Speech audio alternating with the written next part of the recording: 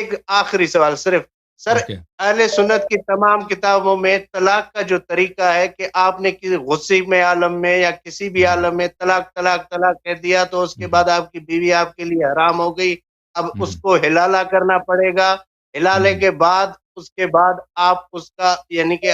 وہ حلالہ کرے، اس کے بعد آپ کا نکاح اس سے دوبارہ جائز ہے۔ سر میں اہل بیت اطہار کے مطابق مجھے طلاق کا صحیح طریقہ تھوڑا بتا دیں۔ طلاق کا صحیح طریقہ کار یہ ہے کہ غصے کی حالت میں نہ ہو، اور وہ عورت جو ہے پاکی کی حالت میں ہو، عورت یعنی طہر کی حالت میں، اس کی حیض نہ ہو، اور اس پاکی میں ابھی تک اس کے ساتھ مرد نے ابھی اس کے ساتھ جو ہے کاپیولیشن جو ہے نہیں کیا ہے، یعنی اس کے ساتھ ہم بستر نہیں ہوا ہے، ٹھیک ہے نا۔ ابھی مثلا اگر عورت کے ساتھ اس کے ساتھ اگر وہ ہم بستر ہو گیا ہے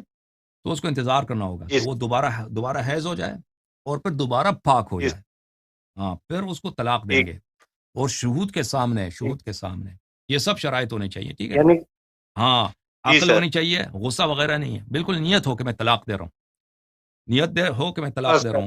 اور پھر وہ طہر کی حالت میں ہو، حیض کی حالت میں نہ ہو۔ یعنی طلاق دینا شیعہ مذہب میں کافی مشکل ہے، بہت مشکل کام ہے، اس طرح طلاق نہیں ہوتی۔ پھر وہ طہر کی حالت میں، طہر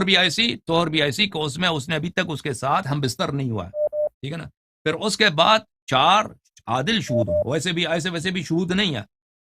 یعنی 4 عادل شہود، ایسے نیک لوگ جو گناہ نہیں کرتے، ٹھیک ہے نا، جو گناہ نہیں کرتے، مثلا نمازی ہیں، مسجد والے لوگ ہیں،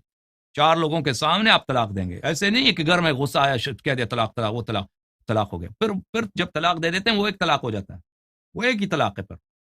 پھر انتظار کرنا ہوگا کہ وہ 3 حیض دیکھ لے اپنا، پھر وہ اس سے الگ ہو جائیں گے، لیکن اس 3 حیض میں وہ رجعت کر سکتا ہے۔ 3 یہ جو اس مدت میں اگر وہ پچھتا جائے، پھر وہ کہتے کہ میں واپس جا رہا ہوں، پھر اس کے نکاح کی ضرورت بھی نہیں ہے، بس جس نے رجوع کیا وہ طلاق ختم ہو جاتا ہے۔ تو اس طرح ہے، یعنی شیعہ مذہب میں طلاق دینا کافی مشکل کام ہے، آسان کام نہیں ہے۔